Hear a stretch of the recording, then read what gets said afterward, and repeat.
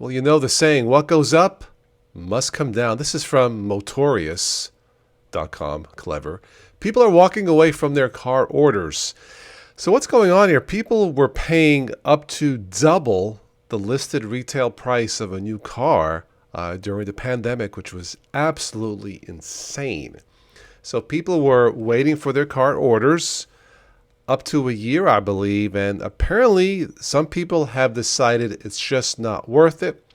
Interest rates are on the rise, inflation, uncertainty, and whatever else is going around with their respective families, they are canceling their car orders. Now, in the end, I suppose if you pay cash, I suppose it doesn't matter.